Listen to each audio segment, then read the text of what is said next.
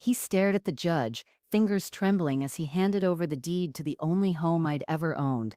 He was my son-in-law, a man I had trusted with everything, and he didn't even know what he was really giving up. He thought he was taking a trophy, but he was holding a piece of a lie, a story he'd never even heard. Not yet.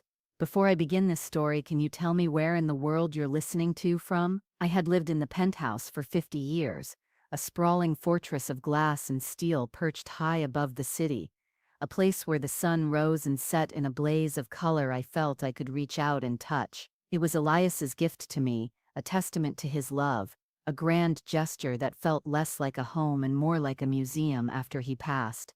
The doorman greeted me by name every morning, the cleaners knew my schedule, and the quiet was a blanket that settled over me each night. It was a golden cage, and for a long time I was content to sit inside it, watching the world go by. My son-in-law, Boone, was the only one who truly seemed to break through the quiet. He came with Trina twice a week, bringing me flowers or a fresh pastry from the bakery downtown. He managed my affairs, paid the bills, and handled the paperwork, always with a flourish and a smile that seemed to say, "Don't you worry about a thing." He had a way of making me feel cared for, of making the immense weight of the penthouse feel a little lighter, a little less like an obligation. He would sit on the velvet couch, gesturing grandly with his hands as he spoke of stocks and investments, a world I knew nothing about. He made it sound like magic, like he was a wizard with a spreadsheet instead of a magic wand, and he was working that magic just for me. His confidence was infectious, and I found myself trusting him more and more with each passing month. I would sign whatever he put in front of me, a gesture of blind faith that came from a place of deep, unexamined love for my daughter and the man who made her so happy. He always arrived in his worn-out sedan, but his clothes were crisp, his hair was always perfect, and his eyes, a clear blue that reminded me of a winter sky, were filled with an ambition that was both a little bit frightening and deeply compelling. He was a man who wanted more, and I admired that in him. I truly did. He was from a different world than I was, a world of constant motion and endless striving, a world where you had to fight for every little bit of success. I had never had to fight, not like that. Elias had built our fortune from the ground up, and I had simply inherited it. I didn't know what it meant to earn it, to sweat for it, to hunger for it, and so I watched Boone with a certain kind of awe. He had a hunger in his eyes that I had never seen in anyone before, a deep, burning need to make something of himself, to prove his worth. I saw that same ambition in my own daughter Trina, and I thought that was why they were so good together. They were two people who were not content to simply exist, but who wanted to build something new and lasting. I thought their love was as strong as a rock, and I believed it would be enough to get them through whatever life threw at them. It was a Tuesday afternoon when the final piece of the trap was laid. Boone showed up at the penthouse, not with pastries or flowers, but with a stiff-looking man in a suit. He had a leather briefcase clutched in his hand and a serious expression on his face. Boone smiled his charming, easy smile, but there was a flicker of something in his eyes, a nervousness I hadn't seen before. He said it was a simple matter of formality, just a trust document to make sure all my assets were protected. He said it was just a few signatures, and then we could go back to business as usual. He had the lawyer explain the legal jargon in a way that sounded complicated but harmless, something about tax efficiencies and asset protection. I nodded along, my mind already drifting to what I would make for dinner. I was too comfortable in my golden cage to see the bars closing in. I trusted him, and I didn't even think to question the papers he placed on the glass coffee table. I didn't read the fine print. I didn't ask what was really happening. I just picked up the pen and signed my name on the dotted line, sealing my fate with a single stroke. He thanked me profusely, his smile now a little too wide, a little too relieved. The lawyer packed up his briefcase, his face a perfect mask of professional detachment. I saw them to the door, and as they walked away, I felt a vague sense of unease. A cold sensation crawling up my spine, a feeling I couldn't quite place. I chalked it up to the stress of getting old, to the loneliness that sometimes settled in the silent rooms of my home. I told myself everything was fine, that Boone had my best interests at heart. I truly believed that. I couldn't imagine a world where the man who had promised to take care of me forever would ever do anything to hurt me. I remember the day Trina married Boone. It was a humid, late summer day, the kind of weather that made the air feel thick and heavy. A storm was brewing on the horizon, but for a while the sky was a deep, brilliant blue, and the world seemed to hold its breath. I was a young widow then, still raw with grief from Elias's passing. I had never been good at being alone, and Trina was my entire world. Boone, a struggling musician with a frayed collar and eyes full of fire, was a sudden and unexpected addition to our small broken family. I was wary of him, of course. I'd seen too many men like him in my life.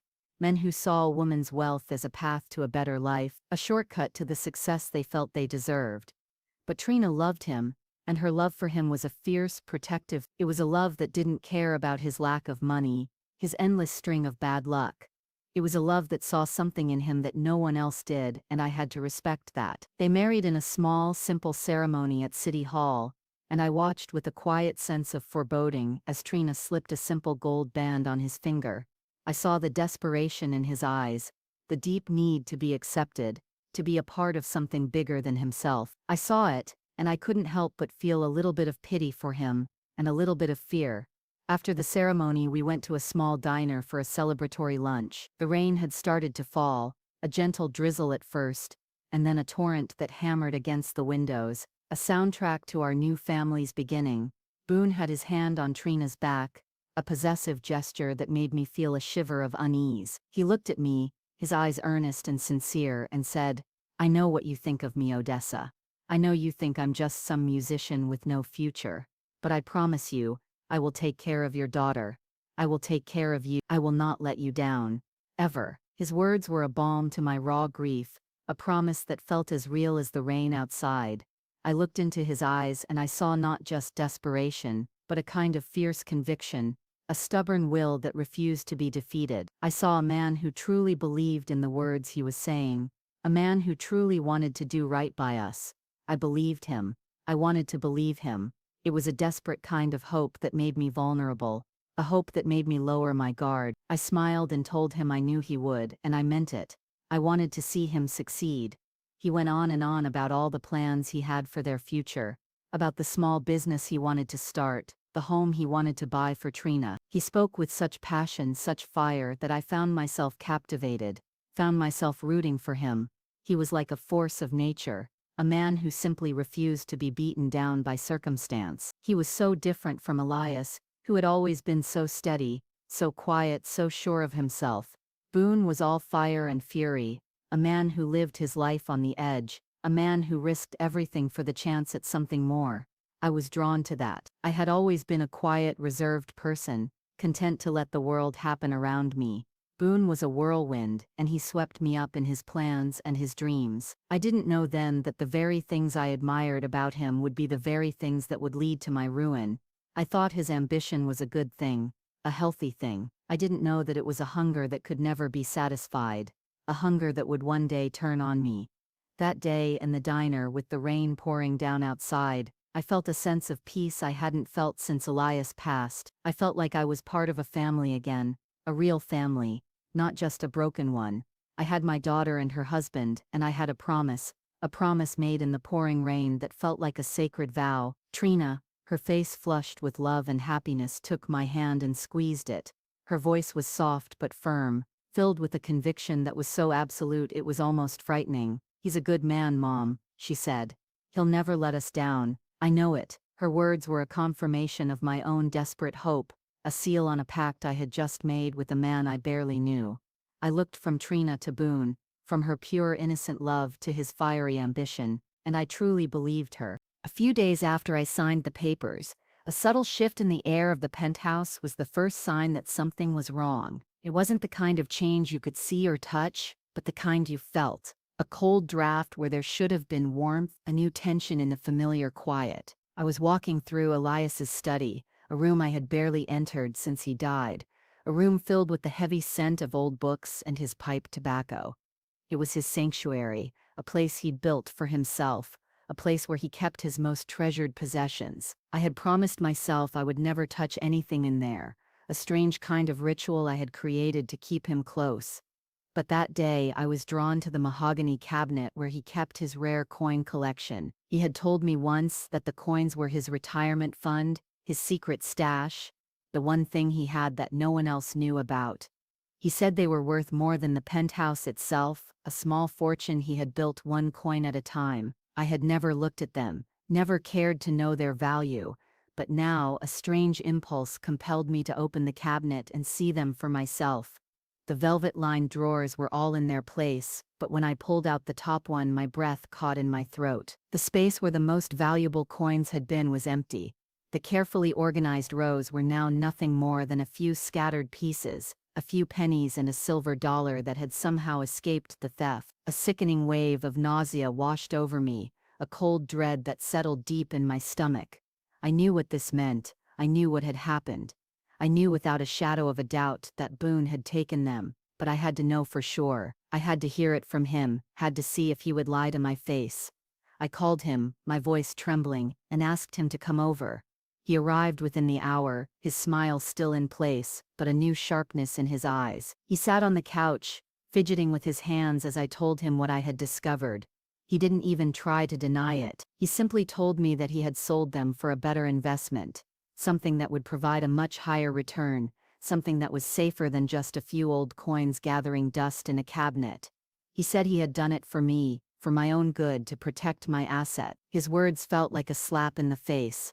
I wanted to scream at him, to tell him that he had no right, that those coins were Elias's, that they were a part of him, a part of our life together. But I didn't. I just sat there, looking at him, a cold new understanding dawning in my mind. The trust document, the missing coins, the way he had been so eager to help me, to take control of my life. It was all a con, a slow, insidious game he had been playing for years, a game I had been too blind to see. The sickening feeling in my stomach turned to a hard knot of anger, a rage I hadn't felt in a long, long time. I wanted to hurt him, to make him feel the same kind of pain he had just inflicted on me. I wanted to expose him for the liar and the thief he was, but a small voice inside my head, a voice that sounded a lot like Elias's, told me to stay calm, to wait to see what he would do next. He left a short while later, his smile a little bit smaller, a little bit more forced. He told me not to worry, that everything would be fine, and I just nodded, my eyes on the door. After he left, I went back to the study and started to clean up, to put things back in their place. As I was picking up the papers he had left behind, I found it, a small wrinkled piece of paper tucked in between the pages of a magazine. It was a receipt from a local pawn shop, a receipt for a large number of antique coins. He had lied to me. He hadn't sold them for an investment. He had sold them to pay off some debt, to get himself out of some kind of trouble. The final piece of the puzzle had fallen into place. He was not a savior. He was not a protector. The next time Boone and Trina came to the penthouse, the air was thick with a new tension, a palpable unease that hung between us like a cloud. Trina, usually so full of life, was silent, her eyes darting between me and Boone. Boone was agitated, pacing the living room, running his hand through his perfectly coiffed hair. He couldn't meet my gaze, couldn't look me in the eye. I knew what was coming. I could feel it in my bones. I had been watching him for days, watching him on the news, watching him on my little TV, watching him talk about the lottery, a man who had everything and was about to lose it all. I knew what he had done, and I knew he was afraid. He sat on the velvet couch, and Trina sat beside him, her hand in his, a quiet, desperate gesture of support. He took a deep breath, and then the words spilled out of him in a rush, a frantic torrent of lies and half-truths. He told me that the trust had a new arrangement, a new directive. He told me that the penthouse had to be sold, that a smaller, more manageable apartment would be better for me. He said it was for my own good, to simplify my life, to take away the burden of such a big empty home. He had rehearsed this. He had planned it. I just stared at him, my face a perfect mask of calm. I didn't interrupt him. I didn't scream or cry. I just let him speak, let him dig his own grave with his lies. He was so caught up in his performance that he didn't even notice the look on my face. A look that said, "I know." Trina, however, saw it. Her hand tightened on his, and her eyes, filled with tears, met mine. She knew too. She knew that this was a lie, that Boone was taking everything from me, and she was powerless to stop him. When he finally stopped talking, the silence in the room was deafening. I looked from him to her, from the liar to the woman I had loved more than anything in the world. I saw the shame on her face, the guilt that was eating her alive. I didn't blame her. I blamed him. I blamed the man who had turned my own daughter against me, the man who had taken everything and asked for more. "You're a liar, Boone," I said, my voice as steady as a rock. "You've been lying to me for years." The words hit him like a physical blow. His facade crumbled, and the mask of the charming son-in-law was gone. In its place was a man filled with rage and resentment, a man who had been pushed to his limit. "It's not a lie," he screamed, jumping to his feet. "It's business. I did what I had to do. It's for Trina. It's for us." He gestured around the room, at the expensive furniture, the fine art on the walls, and the rage in his eyes turned into a fierce kind of resentment. "This isn't your home anymore. It's Trina's. And I'm the one who controls it. I'm the one who gets to decide what happens to it." The truth was a physical thing, a punch to the gut. The man who had promised to take care of me forever had just thrown me out of my own home. My daughter was silent. She couldn't look me in the eye. She couldn't defend him. She couldn't say a word. The air was so thick with unspoken betrayal I could hardly breathe. I knew then that this wasn't a temporary setback, a moment of weakness. This was a calculated plan, a long-term scheme that had been set in motion a long time ago. He had been planning this from the moment he met me, from the moment he saw the penthouse, from the moment he saw the name Elias on the mailbox. He was not a man who loved my daughter. He was a man who saw her as a means to an end. He was a man who wanted a piece of the life he felt he had been denied, and he was willing to burn everything to get it. The day of the move arrived in a flurry of chaos and noise. It was a cold, overcast day, the kind of day where the sky seems to sag under its own weight. The movers, a team of 3 burly men with calloused hands and tired eyes, worked with a detached efficiency, boxing up my life piece by piece. They didn't see the memories they were packing away, the ghosts of parties and holidays, the quiet moments with Elias by the fire. They just saw a job to be done, a paycheck to be earned. Trina stood in the doorway, her face pale and drawn, her eyes red from crying. She tried to apologize, her voice a raw, desperate whisper. She said she was so sorry, that she had no idea what Boone was doing, that she had been so blind. She said that his financial schemes had put them on the verge of bankruptcy, that they had lost everything, that this was their only way out. I looked at her and I saw the desperate look in her eyes, the same look Boone had had on his face on the day he made his promise in the rain. I saw the fear, the shame, the guilt, and I felt a pang of pity for her. She was a pawn in her husband's game, a victim of his ambition, just like me. I didn't blame her, but the pain of her betrayal was a bitter taste in my mouth, a wound that wouldn't heal. She was the one who had brought him into my life, the one who had vouched for him, the one who had stood silently by as he stripped me of my home. I didn't say anything. I just watched as the movers carried out a box with my old photo albums, the memories of a life that felt like a dream now. I had packed a single duffel bag with a few essentials, a few things I couldn't bear to part with. My Elias's watch, a worn-out locket he had given me on our anniversary, and a small, heavy box that I had kept hidden from everyone, even Trina. As the movers rolled the last piece of furniture out the door, I walked out of the apartment building without a word, my duffel bag in my hand. I didn't look back. I just walked. I walked for a few blocks until the familiar streets of my old neighborhood gave way to the bustling, anonymous streets of the city.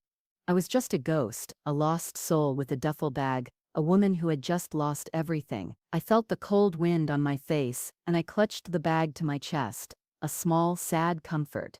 I saw a bus pulling up to a bus stop, and on impulse, I got on. I paid the driver, a kind-faced man with a tired smile, and found a seat in the back. I stared out the window, watching the city blur by, watching my old life disappear into the distance. The bus took me to the outskirts of the city, to a place I had never seen before, a place of pawn shops and liquor stores, of broken-down cars and faded signs. I got off at the last stop, and the air was thick with the smell of exhaust fumes and desperation. I found a small, seedy motel with a flashing neon sign that simply read, "Rooms." The woman at the front desk was a weary-looking soul with a cigarette dangling from her mouth. She didn't ask for a name. She just handed me a key and a room number, and I walked away, a ghost in a strange land. I opened the door to my room and the air was thick with the smell of stale cigarette smoke and cheap cleaning products. I sat on the edge of the bed, the mattress lumpy and hard, and I stared at the peeling wallpaper. I was alone, truly alone for the first time in my life. I had lost my home, my family, my identity. I had lost everything. I spent the next 3 days in that motel room, a prisoner of my own despair. The outside world felt like a distant memory, a story I had read in a book. I watched the news on the small, flickering television, and I saw a different story unfolding, a story of a new life, a new beginning. I saw Boone's face on the screen, a perfect smiling mask of a man who had just won the world. I felt a cold kind of emptiness inside, a hollow ache where my heart used to be. I was a ghost in my own life, a woman who had been erased, a memory that had been forgotten. On the morning of the 4th day, I finally broke. The loneliness was a physical weight on my chest, a crushing pressure that made it hard to breathe. I needed a friend. I needed a lifeline. I reached into my duffel bag, my hand trembling as I pulled out my old cracked cell phone. The screen flickered to life, and I scrolled through my contacts, my finger hovering over one name, Jolene. She was a journalist, a fiercely intelligent woman who had been my closest friend for 30 years.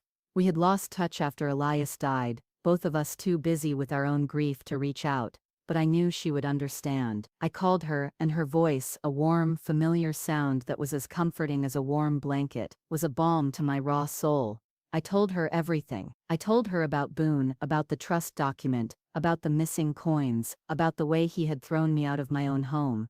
I spoke in a frantic, desperate rush, the words tumbling out of me like a river overflowing its banks. She listened in silence, her quiet presence a kind of sanctuary. When I was done, there was a long pause, and then her voice, now filled with a cold, simmering rage, cut through the quiet. "Odessa," she said, her voice as sharp as a shard of glass, "that man is a liar and a thief. He is a predator. We need to go to the police." I told her I couldn't, that I had no proof. She scoffed. "You have proof," she said. "You have the papers you signed, the ones he tricked you into signing. We can get copies. We can find the lawyer he used. We can expose him." I hesitated. I was afraid. I was afraid of the conflict, of the confrontation, of the messiness of it all. I had always been a woman who avoided conflict, who preferred to retreat rather than fight. But Jolene's voice was a fire in the darkness, a call to action. She told me to stay put, that she would be there in an hour.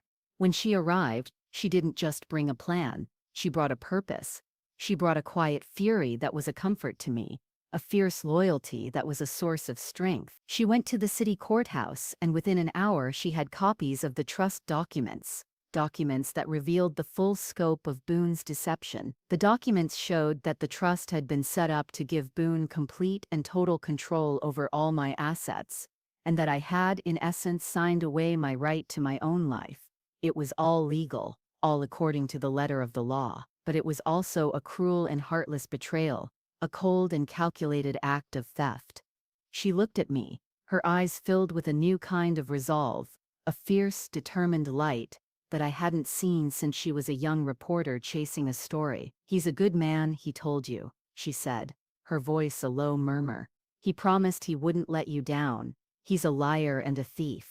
She spent the next few hours digging, making calls, her reporter instincts taking over. She found out that the lawyer Boone had used was a disgraced man who had been disbarred from practicing law in another state, a man who specialized in fraudulent trust documents. She found out that Boone had been leveraging my wealth to pay off a string of bad investments, a string of failed businesses, a string of broken promises.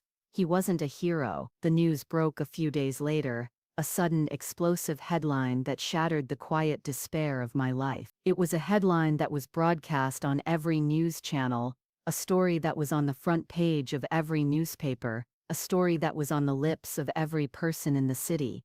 A local syndicate had won the $34 million jackpot. I was sitting on my bed staring at the peeling wallpaper when I saw it on the television, a flash of color and a blur of sound that made me sit up, my heart a hammer in my chest. I saw a picture of a group of people, their faces beaming with joy, their hands clutching a giant, oversized novelty check.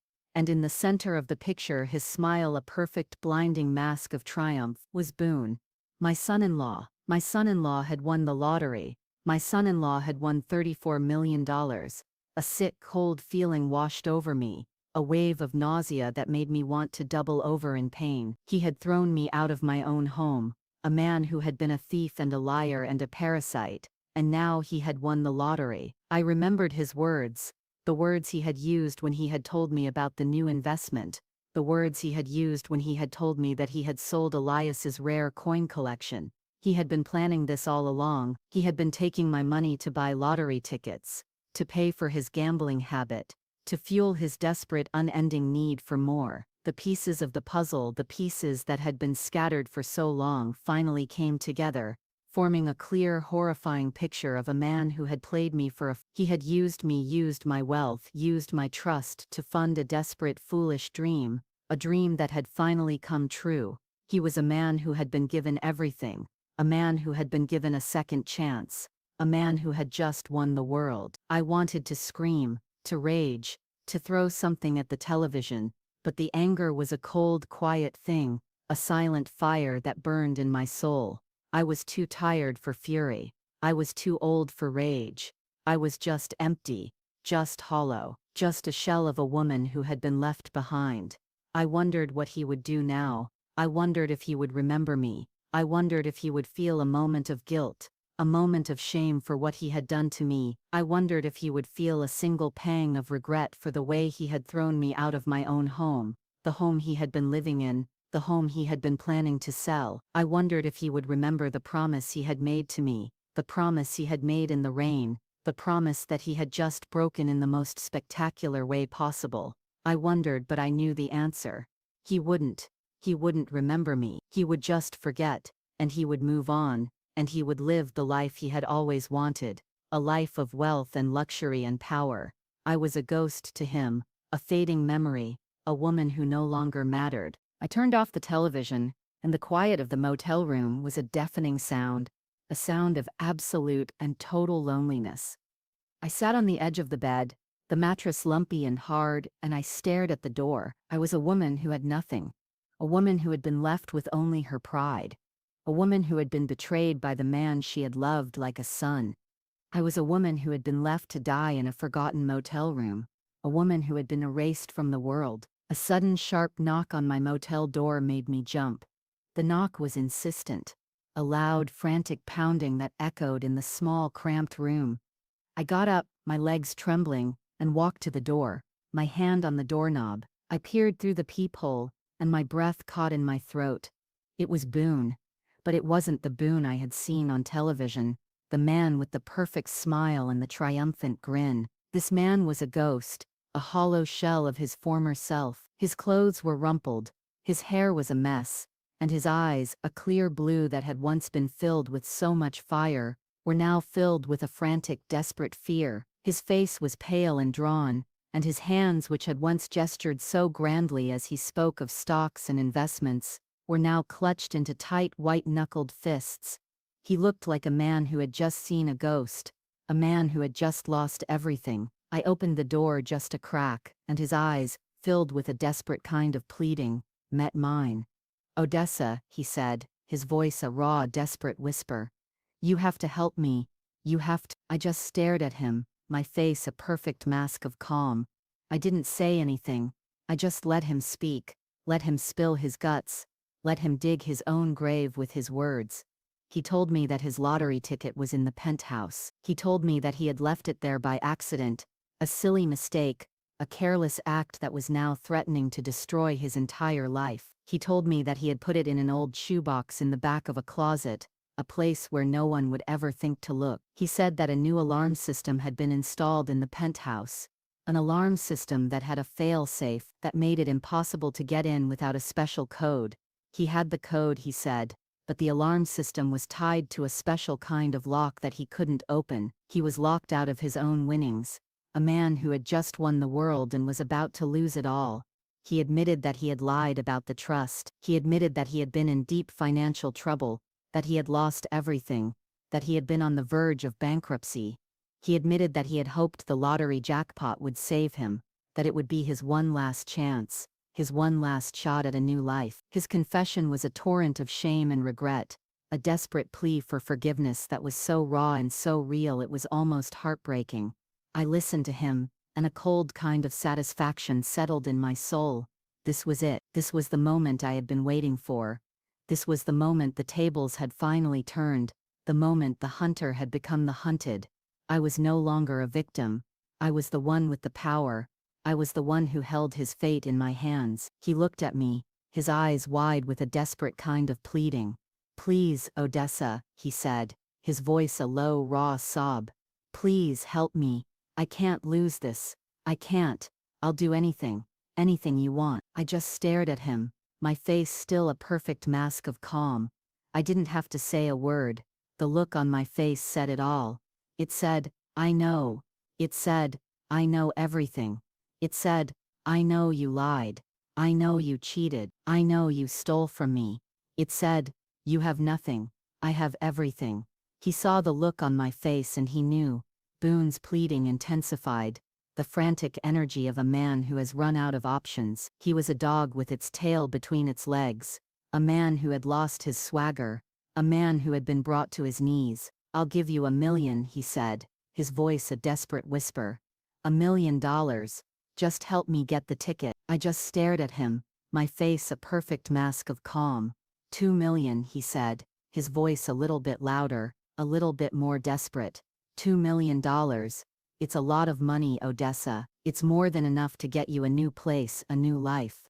A better life. His words felt like a slap in the face. He was offering to buy my forgiveness, to put a price on my pain. I wanted to laugh. I wanted to scream. I wanted to tell him that he couldn't put a price on the loss of a home, on the betrayal of a daughter, on the gut-wrenching pain of a broken trust.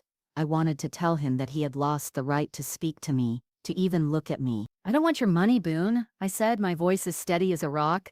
"I want my life back. I want my home back." He looked at me, his face a mixture of fear and rage, a dangerous combination that made my heart pound in my chest. "You don't understand, Odessa," he said, his voice a low, angry growl. "I'll lose everything. I'll be back to where I was. I'll be broke. I'll have nothing." His words were a mirror, a reflection of the very life he had forced on me. The irony was not lost on me. He was afraid of the very thing he had done to me. He was afraid of being alone. He was afraid of being forgotten. He was afraid of being a nobody. He was a man who had everything, and now he was terrified of having nothing. I saw the fear in his eyes, and I felt a pang of pity for him. A small, sad flicker of a feeling that I quickly pushed back. He was a man who had made his own bed and now he was going to have to lie in it. He tried a new tactic. He tried to appeal to my love for Trina. He said that this was for her, that the money was for their future, for their children, for their happiness. His words were a low, desperate plea that was meant to tug at my heartstrings. A desperate attempt to manipulate me. One last time, I just looked at him, and I saw the lie in his eyes. He wasn't doing this for Trina. He was doing this for himself. He was doing this for his own ego, for his own sense of self-worth. He was a man who could not bear the thought of being a loser, a man who could not bear the thought of being a failure. He was a man who would burn the world down to get what he wanted. He was a man who would betray anyone, even his own family, to save his own skin. "You're a liar, Boone," I said, my voice a quiet whisper. "You've been lying to us for years. You've been using us. You've been playing us for fools." The words hit him like a physical blow. He stumbled back, his face a pale mask of shock and shame. He had been so sure of himself, so sure that he was in control, so sure that he was in charge. Boone's sobs filled the cramped motel room, a raw, guttural sound that was filled with a deep, abiding despair. He was on his knees, his hands clasped together, a man who was begging for his life. I just stood there, watching him, a cold, hard knot of resolve forming in my gut. He was a man who had taken everything from me, and now he was asking me to give it all back to him. He was a man who had stripped me of my home, my family, my dignity, and now he was begging me for a second chance. I had to make a decision. I had to decide if I was going to be the victim, the old, frail woman who had been betrayed, or if I was going to be the woman who was finally going to get her revenge. I knew what I had to do. I had to play my own hand. I had to show him that I was not a woman to be trifled with. "I'll help you," I said, my voice a quiet whisper that was barely audible over his sobs. His head snapped up, his eyes wide with a frantic kind of hope. "But I have a condition." He nodded, his head bobbing up and down like a frantic doll.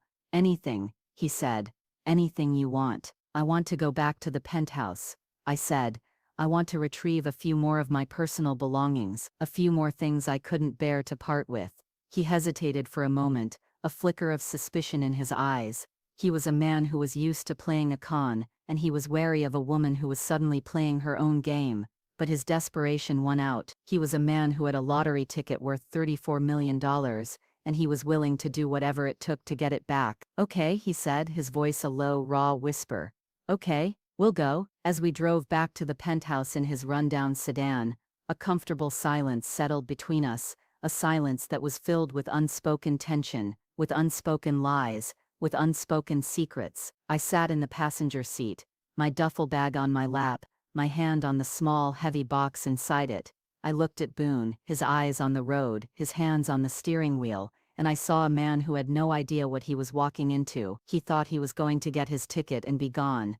He thought he was going to win the lottery, and that would be the end of it. He didn't know that this was just the beginning. He didn't know that the very thing he had been so desperate to get was the very thing that was going to lead to his downfall. He didn't know that I had been keeping a secret I had been keeping for 50 years, a secret that was worth more than the penthouse, more than the rare coin collection, more than the lottery jackpot itself. I had been married to Elias for 50 years, and he had been a man of many secrets.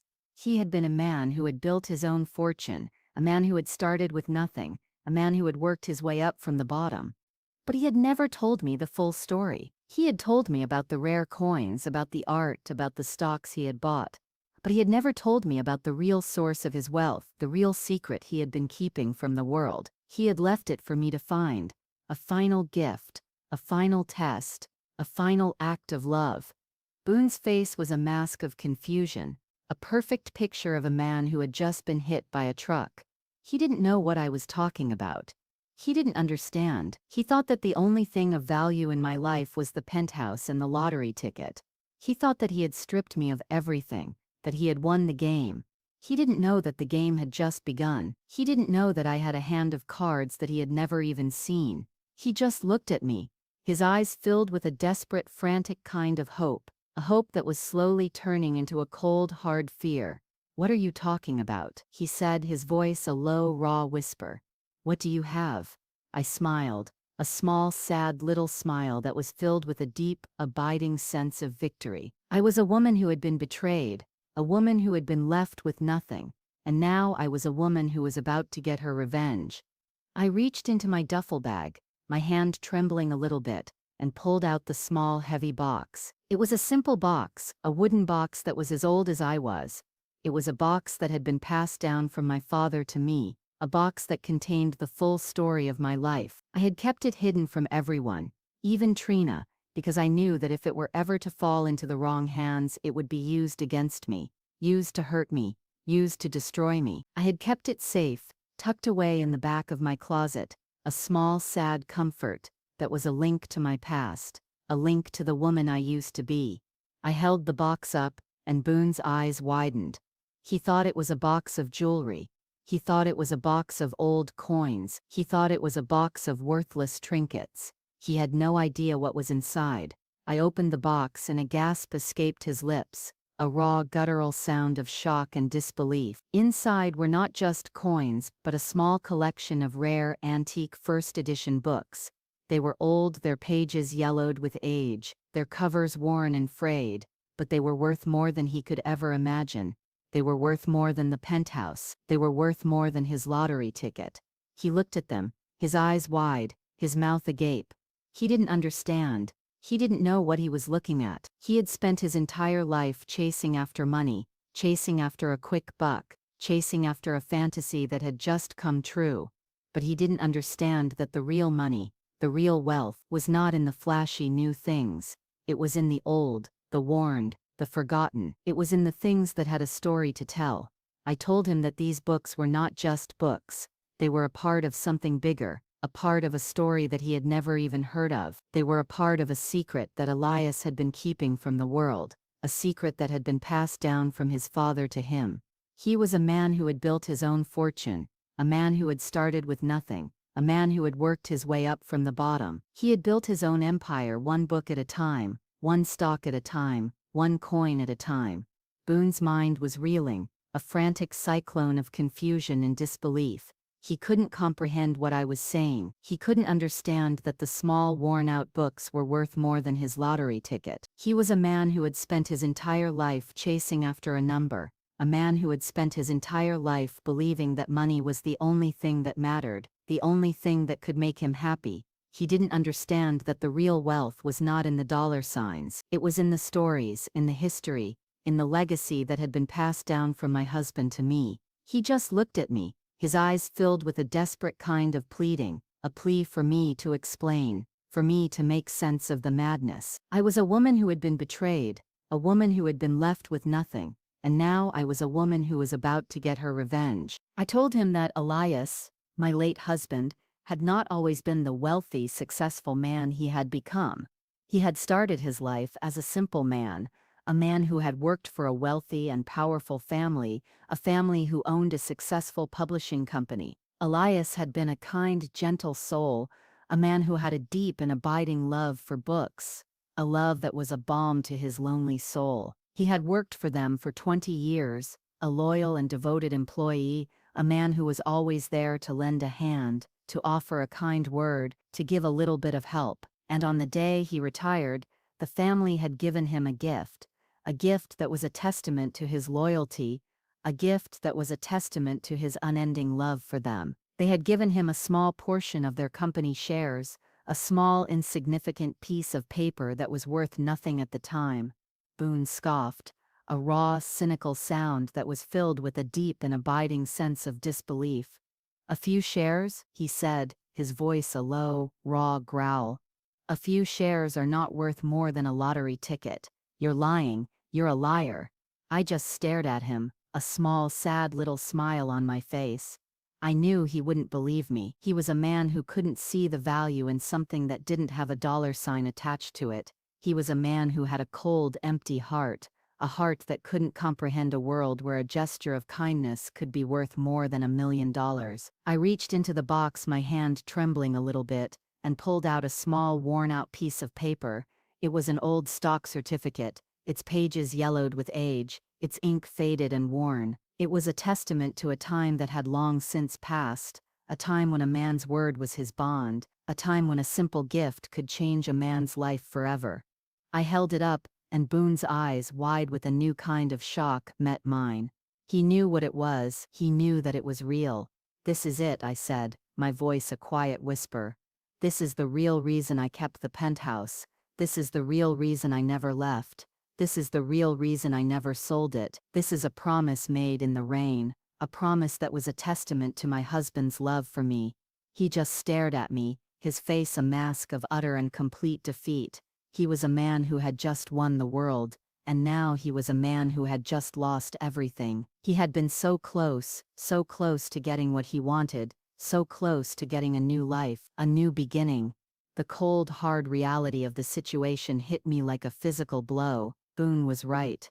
The stock certificate was in Elias's name, not mine. It was a technicality, a small insignificant detail, that was now threatening to unravel my entire plan. I had been so sure of myself, so sure that I was in control, so sure that I was going to win, but I had just found out that I was not. I was a woman who had been betrayed, a woman who had been left with nothing, and now I was a woman who was about to lose everything. The air in the car was thick with a new kind of tension, a tension that was so palpable it was almost suffocating. Boone's face, a mask of cold, triumphant rage, was a perfect picture of a man who had just won the game. He had been so sure that I was a fool, so sure that I was a liar, so sure that I was a weak, old woman who he could easily defeat, and he had just found out that he was right. We arrived at the penthouse, a sprawling fortress of glass and steel that looked more like a museum than a home.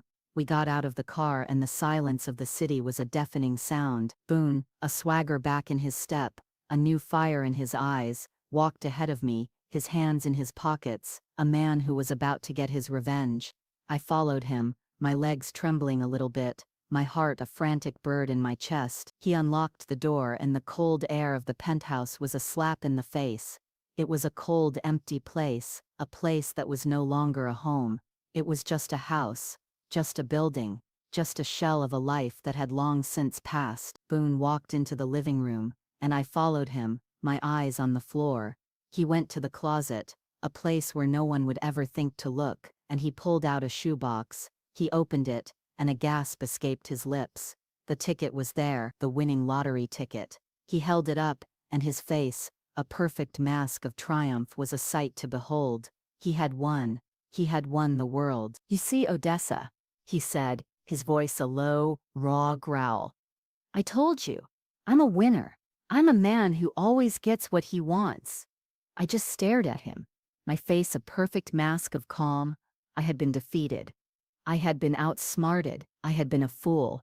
But I had a final ace up my sleeve, a final card to play. "You're right, Boone," I said, my voice a quiet whisper.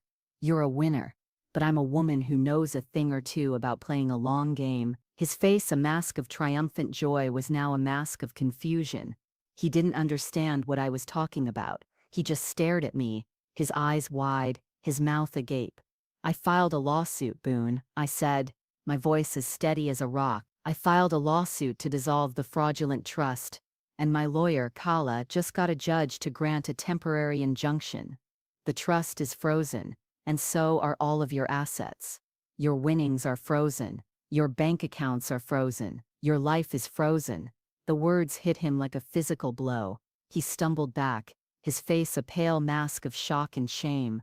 He had been so sure of himself, so sure that he was in control, so sure that he was in charge, but he had just found out that he was a man who had just lost everything. He looked at me and I saw a new look in his eyes, a look of utter and complete defeat. He was a man who had been so close to getting what he wanted, so close to getting a new life, a new beginning. But he had just found out that he had been a fool, a man who had been chasing after a fantasy while the real treasure was right there in front of him, all along. And then, I played my final card. "You were right, Boone," I said, my voice a quiet whisper. "The stock certificate is in Elias's name, but it's also in my name. He had it transferred to me before he died. He knew you were coming. He knew what you would do." Boone's scream was a raw, primal sound, a cry of a man who had just been defeated, a man who had just lost everything. He fell to his knees, his hands clutching the lottery ticket and the stock certificate, his face a mask of utter and complete despair. He was a man who had been a winner, a man who had been a king, and now he was a man who was nothing more than a beggar.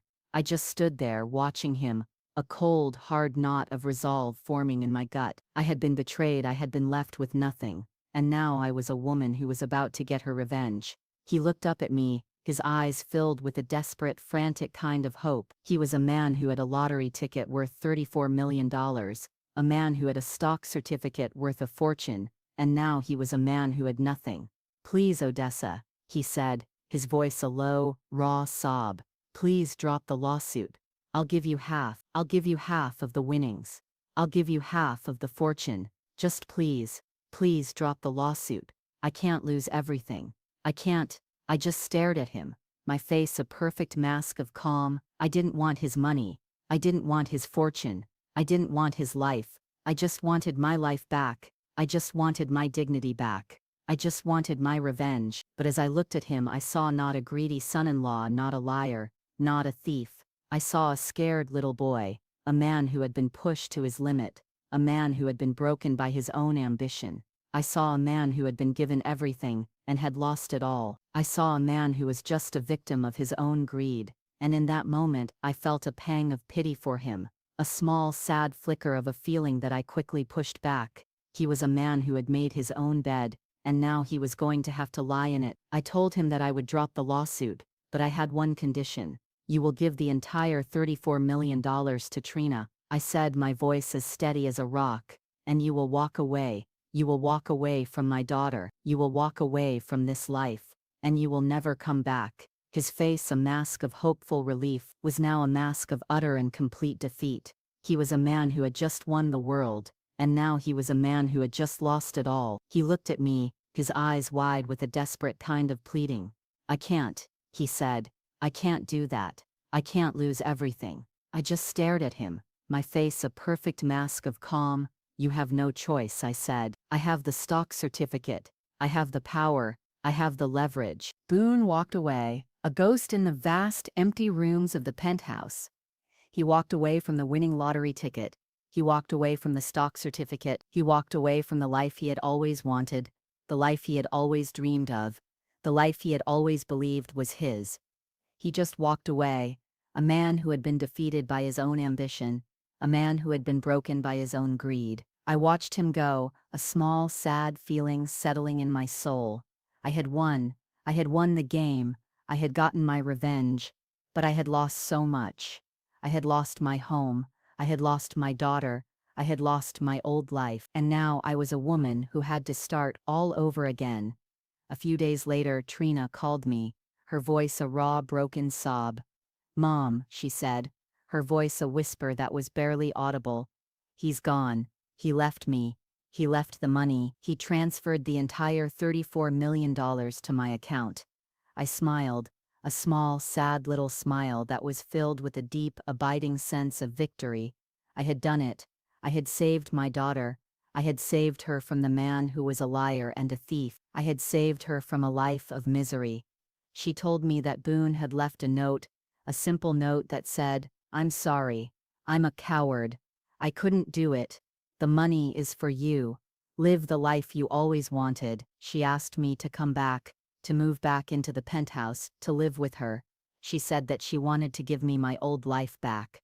She said that she wanted to make things right. I smiled, a small, sad little smile that was filled with a deep, abiding sense of peace. "No, honey," I said, my voice as steady as a rock. "That place is not my home anymore. It's your home. It's a testament to the life you have, a testament to the future you're going to build. It's a place where you're going to find your own happiness. It's not for me," she cried, her sobs a raw, heartbreaking sound. I just listened, a mother who was listening to her daughter find her own way in the world. I told her that I was going to be fine, that I had a new plan, a new life. I took the money from Elias's stock, a fortune that was now worth millions of dollars, and I bought a small, cozy home by the sea, a small white house with a big front porch and a small garden in the back. A place that was just for me, a place that was a testament to the new life I was going to build, a new life I was going to live.